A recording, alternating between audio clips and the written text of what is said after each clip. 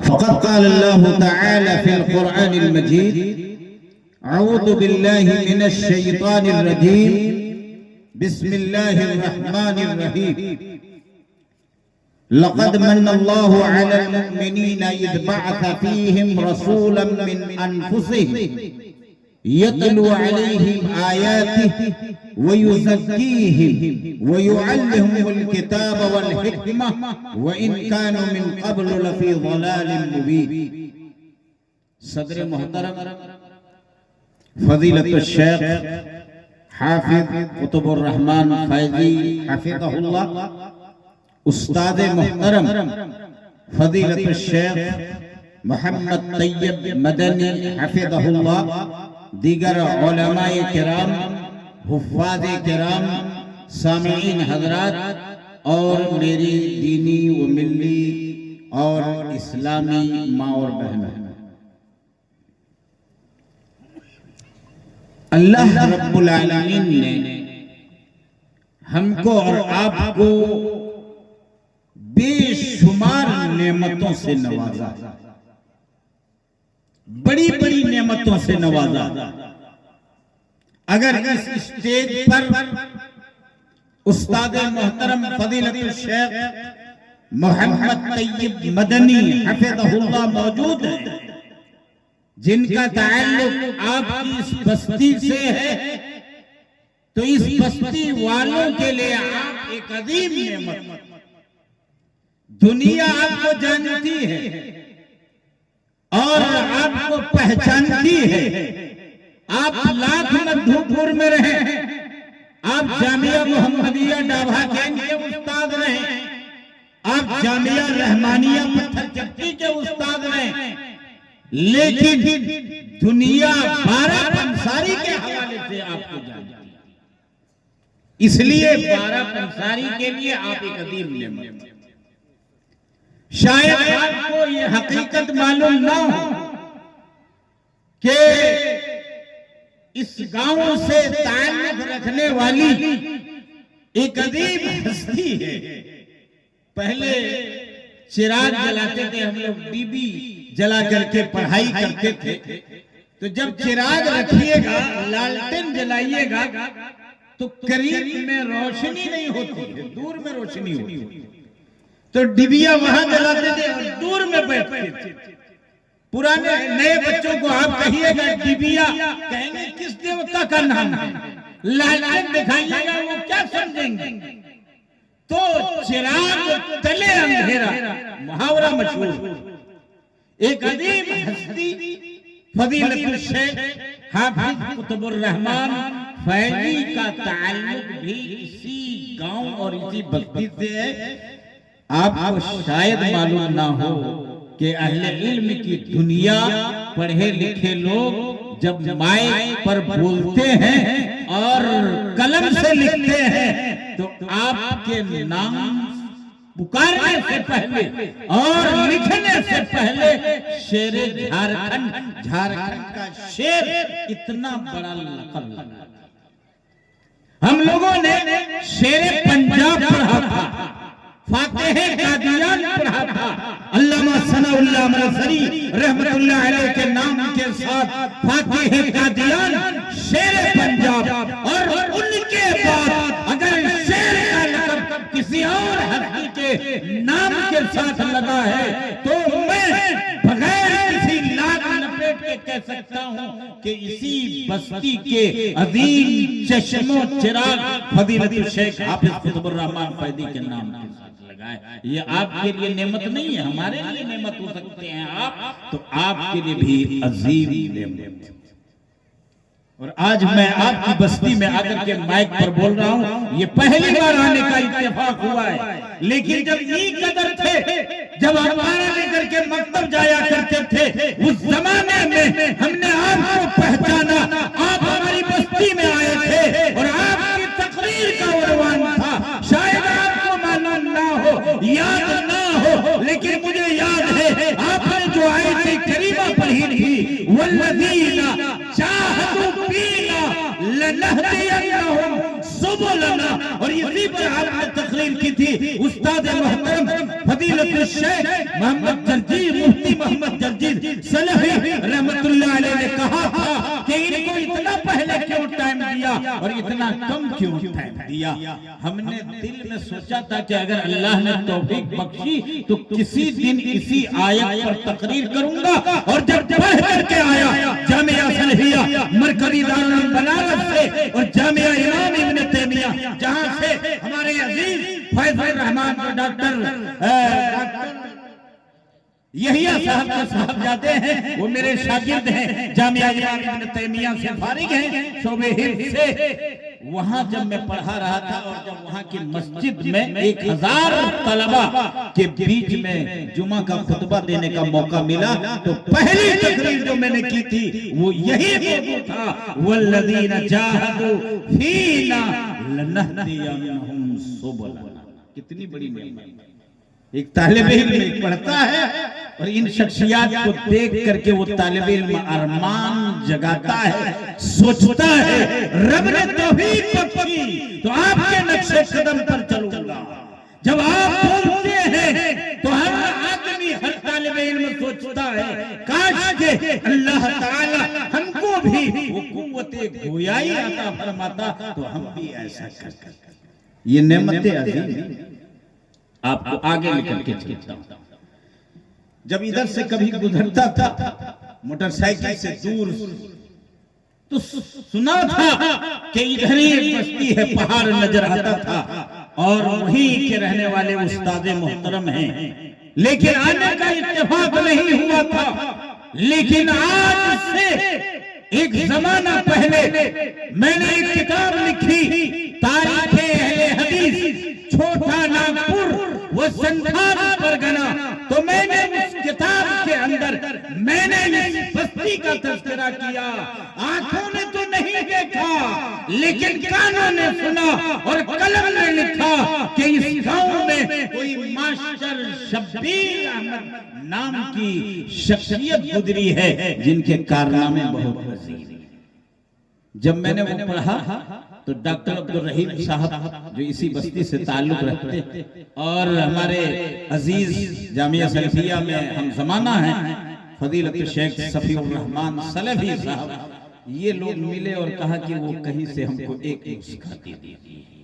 میرے بھائیوں، جب آپ اسلاف کے نقش قدم پر چلیے گا، جب صحابہ کے طور طریق پر چلیے گا، جب نبی کے طور طریق پر چلیے گا، گاؤں والا بھول سکتا ہے، زمانہ بھول سکتا ہے، آنے والا زمانہ یاد رکھے گا، تلاش کر کے لکھے گا.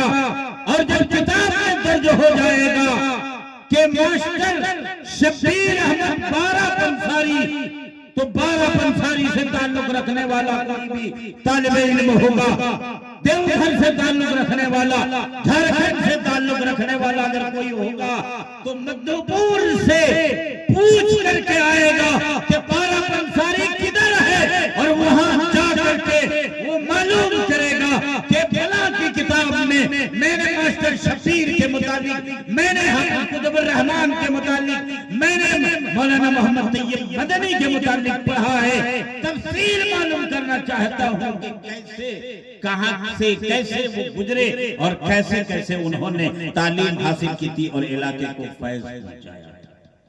اس بستی میں فیض پہنچانے والوں میں ایک نام منشی نور الدین نندو محاشے کٹابر کے رہنے والے تھے.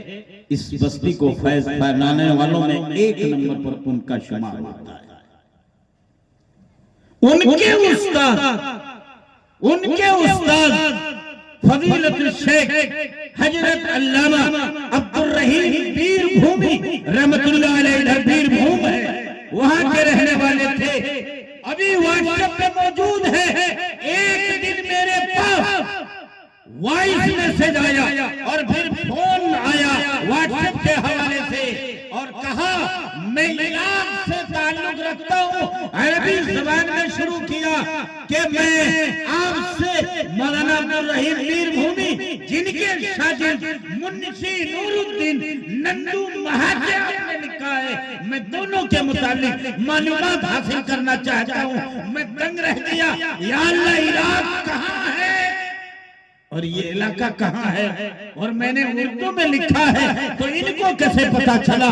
انہوں نے کہا آپ نے لکھا ہے اور میں نے جانا ہے، میں بھیجتا ہوں آپ کو۔ انہوں نے وہ تحریر بھیجی اور نیچے میرا نام لکھا ہوا تھا اور عربی میں اس کا ٹرانسلیٹ بقلم فضیلت الشیخ اشفاق سجاد السلفی۔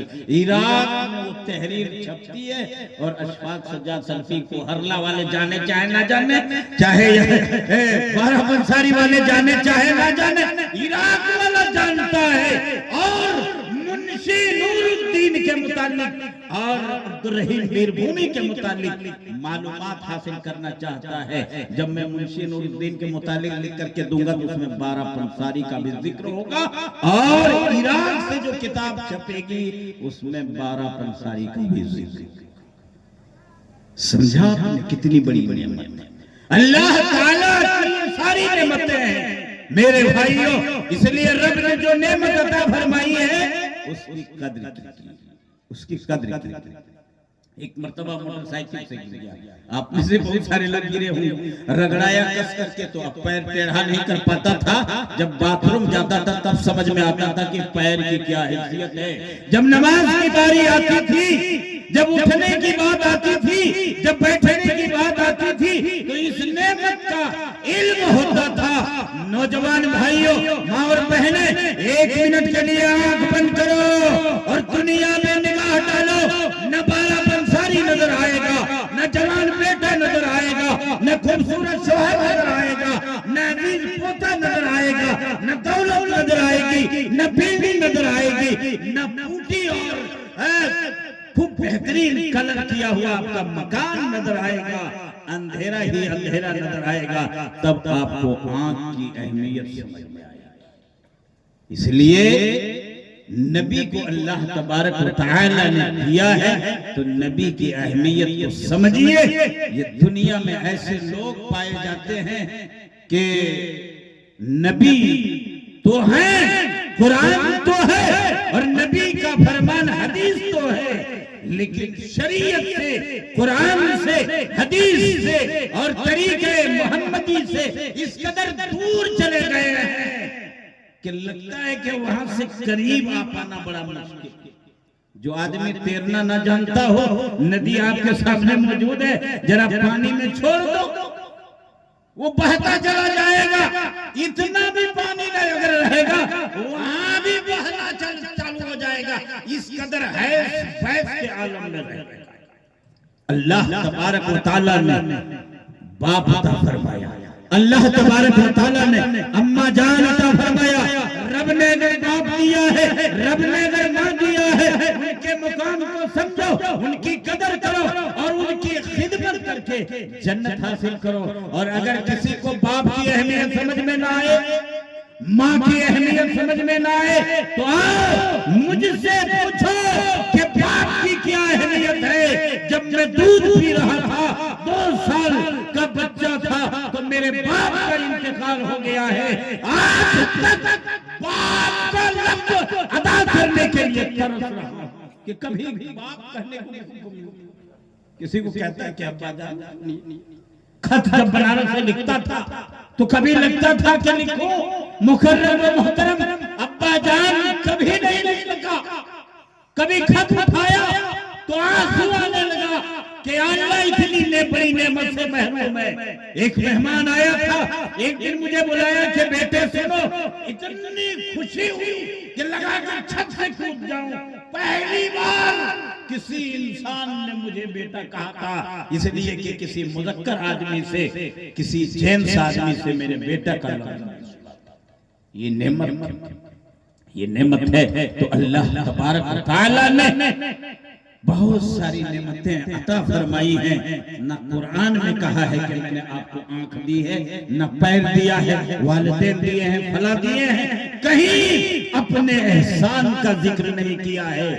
لیکن اللہ نے نبی دیا ہے تو کہا اے مومنو ہم نے تم پر احسان کیا ہے۔ لقد من اللہ علی المؤمنین اذ بعث فیہم رسولا من انفسہم یتلو علیہم آیاتہ ویزکیہم ویعلمہم الکتاب والحکمہ کہ نبی کو باہر سے نہیں، نبی کو آسمان سے نہیں، نبی کو زمین سے نہیں، نبی کو بلب سے نہیں، نبی کو کسی اور سے نہیں، آمنہ کے پیٹ سے، عبداللہ کے نطفے سے ہم نے نبی آپ کو عطا فرمایا ہے۔ اس لیے جو نبی کی شان ہے وہی نبی ماننا آپ کا ایمان ہے، آپ کا ایمان۔ اگر اس مائک کو میں بلب کہوں تو آپ کہیے گا نا مولوی پگلا گیا، کہوں کہیے بولیے، اس موبائل کو میں کہوں ہوائی جہاز تو کہیے گا کہ یہ تقریر کرنے آیا ہے پگلا گیا۔ موبائل کو موبائل کہیں، مائک کو مائک کہیں، یہی ہمارا طریق اور یہی ہمارا مذہب ہے۔ تو اللہ تبارک و تعالیٰ نے نبی عطا فرمایا تو کہا ہم نے احسان کیا، کیوں؟ اس لیے کہ یہ نبی کی شان یہ ہے، غلاظتوں سے پاک کرتے ہیں، قرآن کی تعلیم دیتے ہیں اور حدیث کی تعلیم دیتے ہیں۔ آئیے ذرا منہج سمجھتے ہیں اور طریقے صحابہ سمجھتے ہیں اور اپنی زندگی گزارنے کا طریقہ سمجھتے ہیں۔ اگر میری زبان صرف زبانی کی بنیاد پر کوئی بات کہہ دے اور آپ کاغذ لے کر کے آئے، قلم لے کر کے آئے اور کہیں آپ مولانا صاحب ہو، آپ طیب مدنی ہو، آپ حافظ قطب الرحمن ہو، آپ دکتور ہو، آپ بڑے قابل آدمی ہو، آپ بڑے آدمی ہو، آپ نے جو بات کہی ہے قرآن سے یا حدیث سے دلیل لکھ دیجئے۔ اگر دلیل دے دیا، بخاری لکھ دی، مسلم لکھ دی، یا قرآن کی آیت لکھنے کے بعد حوالہ لکھ دیا، آپ کا دل مطمئن ہو جانا چاہیے کہ بات صحیح کر رہا ہے۔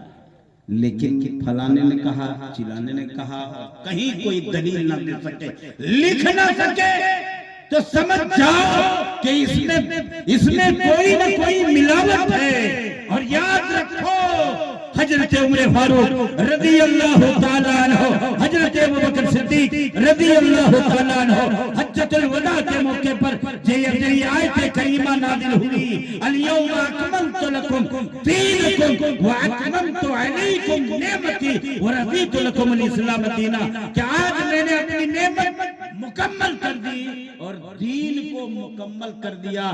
اب مولی اشفاق شیخ طیب مدنی حافظ قطب الرحمن کی مجال نہیں کہ اس میں کوئی مکس اور ملاوٹ کر سکتے، معنی مفہوم بیان کر سکتے ہیں، لیکن قرآن اور حدیث کی روشنی میں اور صحابہ کے فہم کی روشنی میں اپنی جانب سے کچھ نہیں۔ جب یہ آیت کریمہ تلاوت کی، حضرت عمر فاروق، حضرت ابوبکر صدیق، بڑے بڑے صحابہ رونے لگے، آنکھ سے آنسو، سمجھ رہے ہیں؟ جب اللہ تعالیٰ کی آیت، قرآن کی آیت نبی نے تلاوت کر کے سنائی، الیوم اکملت لکم دینکم واتممت علیکم نعمتی ورضیت لکم الاسلام دینا، رونے لگے۔ دوسرے صحابہ جو سمجھ نہیں سکے تھے انہوں نے پوچھا کہ عمر فاروق کیوں رو رہے؟ کہا آپ نے سمجھا نہیں؟ ارے اس آیت کا مطلب یہ ہوا کہ جب دین مکمل ہو گیا، شریعت مکمل ہو گئی، نعمت تمام ہو گئی، تو اس کا مطلب یہ ہوا کہ اس آیت کریمہ میں اس بات کی طرف اشارہ ہے کہ رسول رحمت جناب محمد صلی اللہ علیہ وسلم بہت جلد وفات کر جانے والے ہیں۔ آپ کی وفات ہوئی تو دین مکمل تھا۔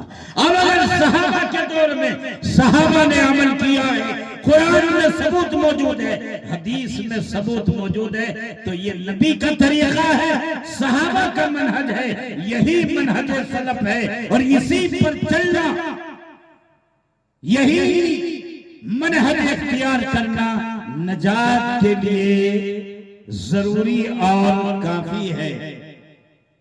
منہج سلف سبیل النجات من الفتن، صحابہ کے منہج کو اختیار کرنا فتنوں سے بچنے کے لیے بہترین راستہ ہے۔ رسول رحمت جناب محمد صلی اللہ علیہ وسلم مسجد نبوی میں موجود، ایک صحابی آتے ہیں، وضو کرتے ہیں، وضو کرنے کے بعد نماز شروع کرتے ہیں۔ آپ نے دیکھا ہوگا، بعض مسجدوں میں دیکھا ہوگا، نماز ایسے ہوتی ہے لگتا ہے کہ اٹھی بیٹھی کی پریکٹس، نہ رکوع میں اطمینان، نہ سجدہ میں اطمینان، نہ قیام میں اطمینان.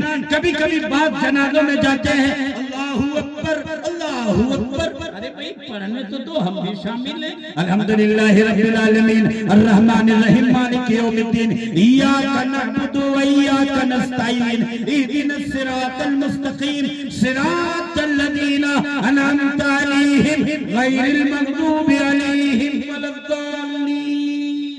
کیا دشمنی ہے اس صورت سے. ایک جگہ میں نے دیکھا کہ یہ کر کے میں نے کہا ذرا رک جائیے، قسم اللہ کی میں اپنا منہج بدلنے والا ہوں. اگر تم ثابت کر دے گا کہ جس طریقے پر تم نے نماز پڑھائی ہے یہ طریقے نبی ہے، ثابت کر دو، ثابت کر دو.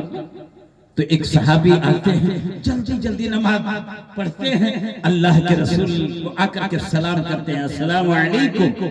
نبی کہتے ہیں وعلیکم السلام، صلی فإنک لم تصلی.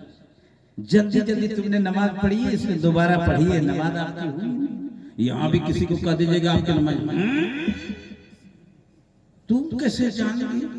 3 بار دہرائی انہوں نے، 1 بار نہیں، 2 بار نہیں، 3 بار نماز پڑھی اور نبی کی خدمت میں. ترمذی کی روایت ہے، میں نے اسی سال ترمذی کتاب الصلاۃ میں یہ حدیث پڑھائی ہے.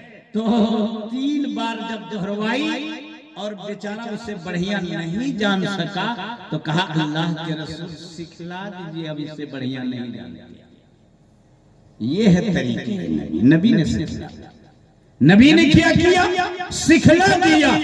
میرے بھائیو، دین سکھنا ہے حدیث سے سیکھو، دین سیکھنا ہے تو قرآن سے سیکھو. بہت سارے لوگ کہتے ہیں قرآن آپ کی چیز نہیں ہے، حدیث آپ کی چیز نہیں ہے. کس کی چیز؟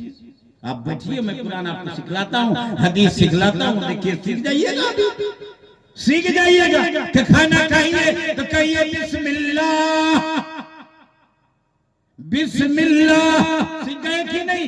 بسم اللہ کا مطلب ہوتا ہے رب کے نام سے میں کھانا شروع کرتا ہوں. مرغی ذبح کیجئے تو کہیے بسم اللہ، تھوڑا سا اور لگائیے تو کہیے بسم اللہ. اللہ مرغی حلال. اب مولوی کی تلاش کیوں؟ لوگ جو ہے نا مرغی لیے ہوئے، چھری لیے ہوئے اور تلاش کر رہے ہیں. مجھے کبھی کوئی گاڑی رکواتا ہے ذرا مرغی ذبح کر دیجئے. اب میں سوچتا ہوں کہ کھلائے گا دوسرے کو، کھلائے گا داماد کو جو روزہ نہیں رکھتا ہے، کھلائے گا حرام خور سمجھی کو جو جہیز لیتا ہے، اور میں کسی کی جان ماروں. میں کہتا ہوں کہ اتنی دور سے ذبح کر کے لے جائیے گا، دائیں نظر لگا دیجئے. اگر کہیے گا نہیں ذبح کریں گے تو ناراض ہو جائے گا، دائیں ذبح لگا. ارے گھروے میں ذبح کر لیجیے.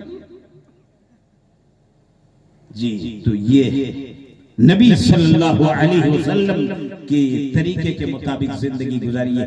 حضرت عمار بن یاسر رضی اللہ تعالیٰ عنہ، بلبل مرام کی حدیث ہے. اسی سال میں نے کتاب الطہارہ میں یہ حدیث پڑھائی ہے. حضرت عمار سفر میں گئے تھے. یہاں لوگ سفر میں جاتے ہیں، چنوا کھولا، سرکایا اور ایک دم بالکل بکری کی طرح گدگدوا.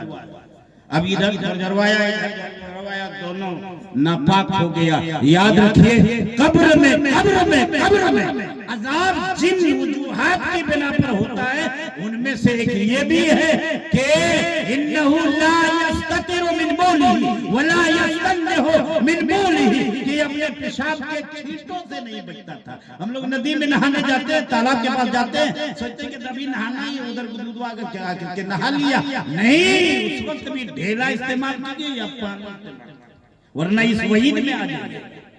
شریعت کا مسئلہ بڑا خوبصورت ہے. جی جناب عالی، اس لیے جب سفر میں جائیے نوجوانوں، جینس پہننا حرام نہیں ہے، لیکن جب جائیے تو ایک بوتل میں پانی ڈکی میں ڈال لیجئے، استنجا لگے گاڑی کھڑی کیجئے، بیٹھ جائیے، استنجا کیجئے اور پانی لیجئے. آپ ناپاک ضرور ہو، غسل کی ضرورت ضرور ہے، لیکن استنجا بیچ میں نہانے سے پہلے کرنے کی ضرورت ہے. چاہے مرد ہو چاہے عورت، وہ پانی استعمال کرے. طہارت.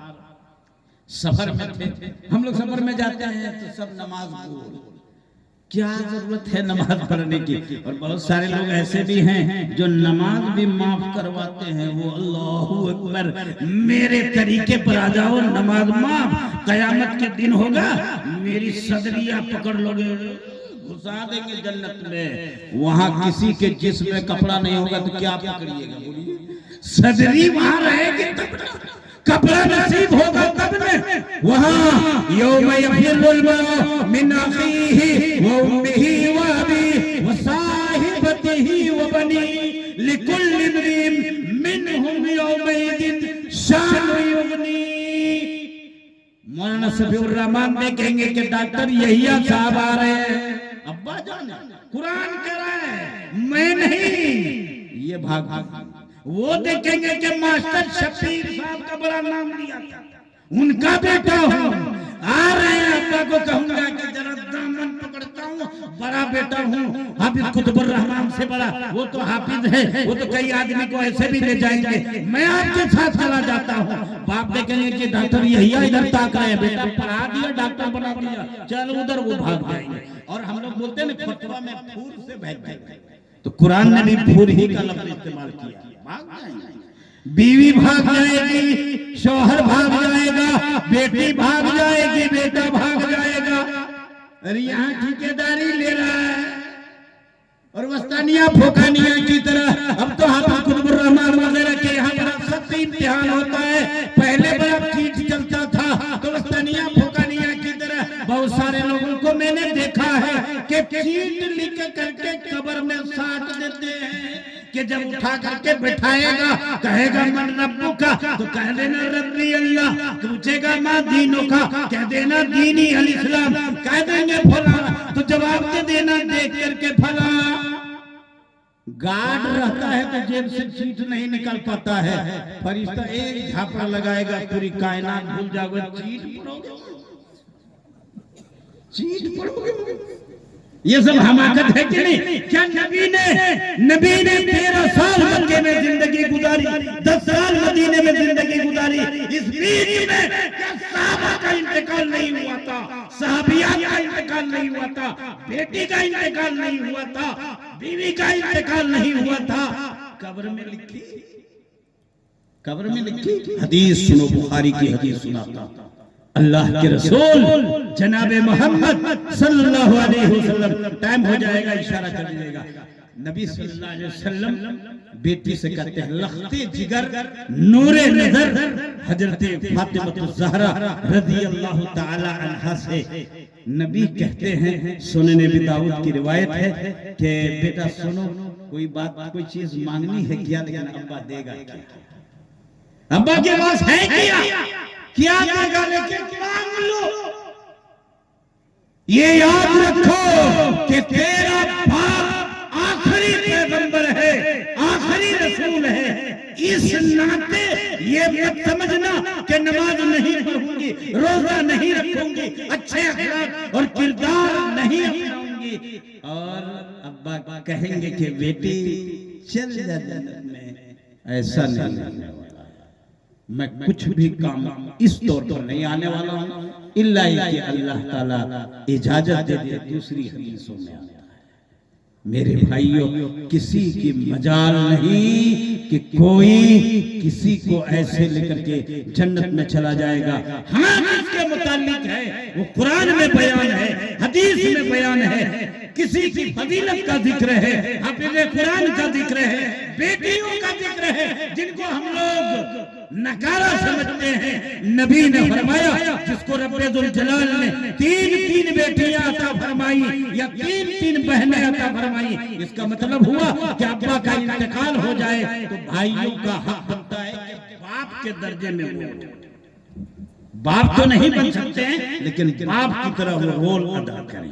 کئی اس طرح سے نصوص ہیں، کیونکہ ٹائم زیادہ نہیں اس لیے میں ادھر نہیں چڑھنا چاہتا. اللہ کے نبی نے فرمایا کہ پڑھایا لکھایا پرورش کی، جوان ہو گئی، حافظ قرآن سے شادی کر دی، اچھے انسان سے شادی کر دی. یہ تینوں بیٹیاں یا تینوں بہنیں اس آدمی کو جنت میں لے جانے کا ذریعہ بنیں گی. لیکن ایسا نہیں کہ زندگی میں نماز نہیں پڑھیے گا، بیٹیاں آپ کو لے جا کر کے جنت میں ڈلوا دیں گی. پہلے آپ جا کر کے ادھر کچھ گرم ایک آدمی نے سوال پوچھا کہ میاں بیوی ہے صاحب تو شوہر جنت میں چلا گیا تو اس کو وہاں کیا ملے گی؟ ہم سمجھ گئے یعنی بیوی کے بارے میں سوچا کہ بیوی، میں نے کہا بیوی مل جائے گی تو کہتے یہ تو جہنم میں چلی گئی. میں نے کہا وہاں دھور مل جائے گی. کہا اگر الٹا ہو جائے متھیا مرلی دھرن اگر جہنم میں چلا گیا یعنی شوہر اور بیوی جنت میں چلی گئی تب کیا ہوگا؟ میں نے کہا اگر وہ شوہر جنت میں نہیں جائے گا تو اللہ احکم الحاکمین اس کو جنت میں شوہر عطا فرمائے گا جس کی بنیاد پر وہ خوش ہو. میرے بھائیوں تو بیٹیاں یہ ہیں، یہ کچھ استثناءات. ایک واقعہ جو میں بیان کرنا چاہتا تھا وہ یہ کہ حضرت عمار ابن یاسر رضی اللہ تعالی عنہ سفر میں گئے، رات کو احتلام ہو گیا. احتلام سمجھتے ہیں ناپاک ہو گئے، سفر دوز ہو گیا. اور نہانے کا بڑا غضب کا طریقہ ہے، پہلے اتنا دھلیے، گندگی صاف کیجئے، رگڑ رگڑ کر کے صاف کیجئے، اس کے بعد نماز کے وضو کی طرح وضو کیجئے، لاسٹ میں پیر دھلیے اور پورے جسم کو ڈھنگ سے بھگائیے تب غسل ہوگا، ورنہ غسل نہیں ہوگا. اس کو غسل جنابت کہتے ہیں. یہ یاد رکھیں، یہ مردوں کا بھی طریقہ ہے اور عورتوں کا بھی. حضرت عمار بن یاسر سے پانی تلاش کیا، نماز فجر پڑھنی ہے، نماز فجر پڑھنی ہے تو پانی تلاش کیا، پانی نہیں ملا. ایک بستی میں نے تقریر کی، حافظ قطب الرحمن صاحب نے بڑی شاندار مسجد بنوائی ہے برہ آباد میں.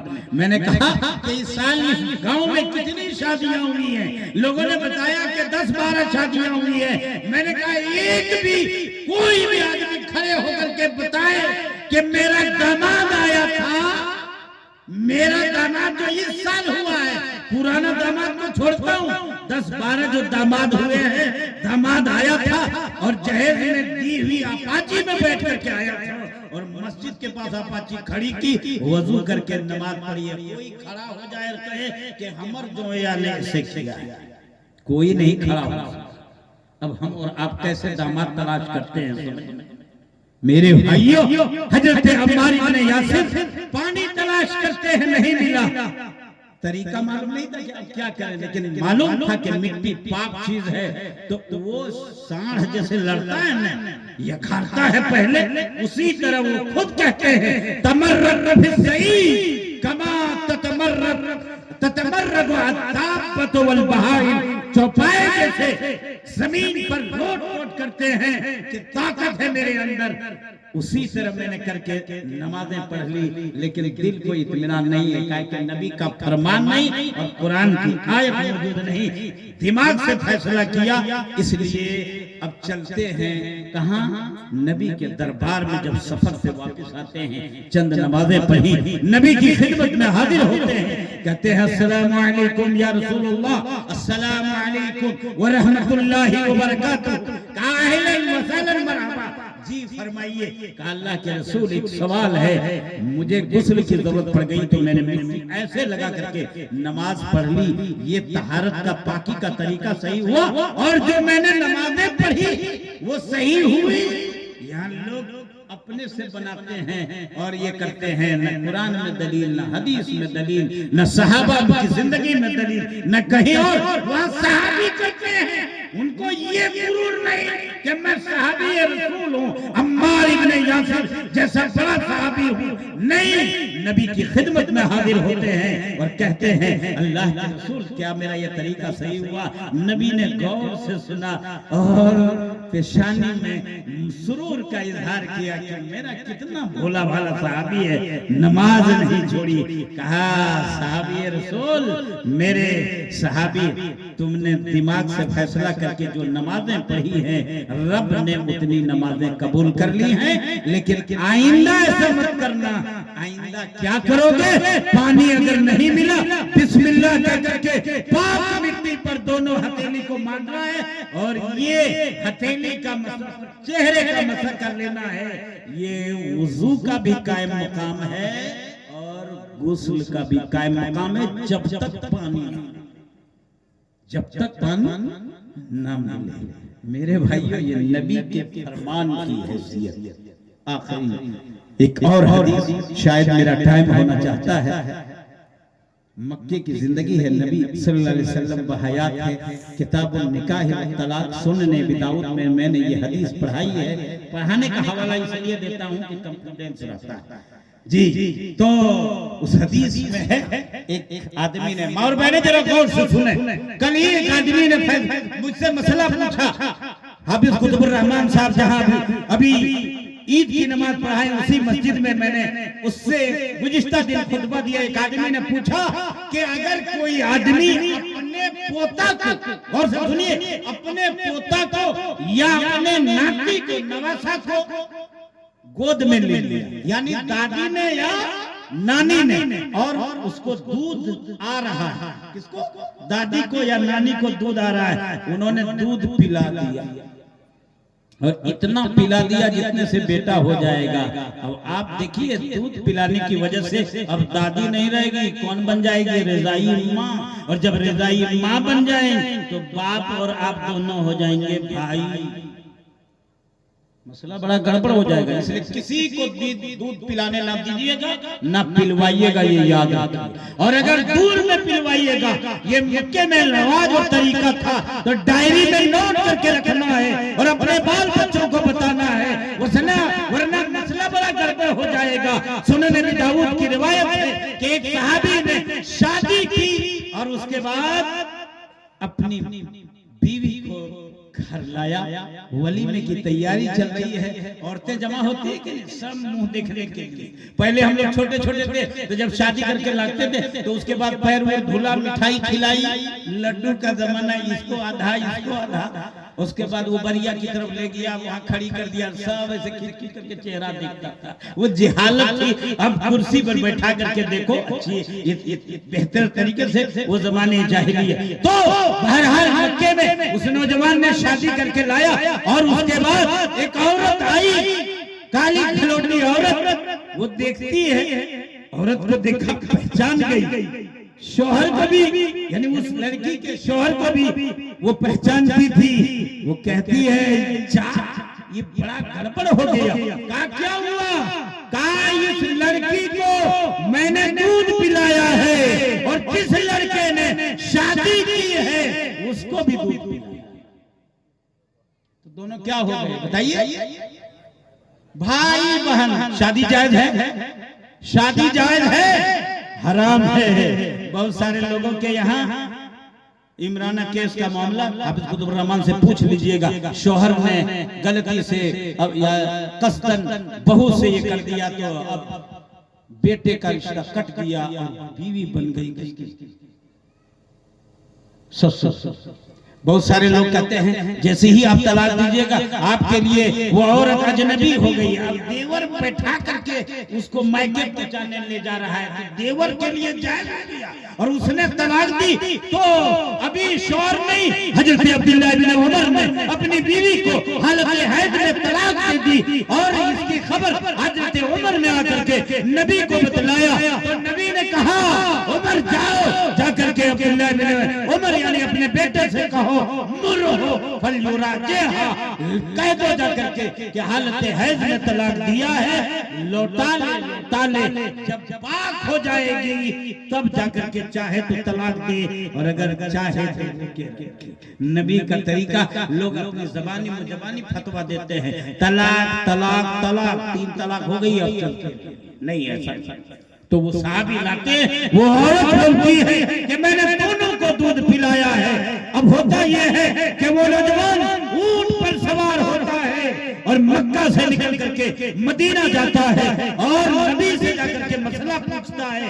نبی فرماتے ہیں کہ اب اس کو اپنی زوجیت میں کیسے رکھو گے؟ وقت کی جبکہ بتا دیا گیا کہ دونوں کو دودھ پلایا ہے، وہ نوجوان واپس آتا ہے اور نکاح فسخ کرتا ہے اور اس لڑکی کو اس کے میکے بھیج دیتا ہے، دوسری جگہ شادی کر لیتا ہے۔ میرے بھائیوں، اگر صحیح زندگی گزارنی ہے تو قرآن اور حدیث کا مطالعہ کیجئے۔ آخری بات کہ کون کہتا ہے کہ قرآن میں بیان نہیں ہے، حدیث میں بیان نہیں ہے؟ میں سنن ابی داؤد پڑھا رہا تھا تو آنکھ سے آنسو آ گیا، کلاس سے میں نکلا، روم میں گیا، جا کر کے آنکھ پوچھا، تب دوسرے کلاس میں پڑھانے کے لیے گیا. مدنی کریم فرماتے ہیں کہ اگر مکان چھت بنا لیا ہے اور چاروں طرف اگر وہ بریکر نہیں لگایا ہے, گرین نہیں لگایا ہے, دیوار نہیں دی ہے, تو اس چھت پر نہیں سونا, کیونکہ چھٹپٹاتے کہیں گر نہ جاؤ گے. یا اللہ, نبی نے کیا چیز کی تعلیم نہیں دی ہے.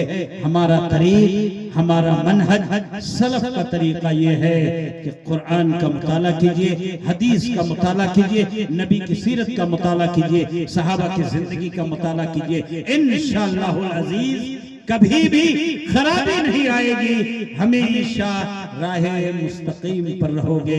اللہ تبارک و تعالی سے میں دعا کرتا ہوں کہ پروردگار عالم ہم تمام لوگوں کو نبی کے طور طریق, صحابہ کے عمل طور طریق پر چلنے کی توفیق عطا فرما. اللہ جو دور ہیں ان کو منہج سلف سے قریب کر دے.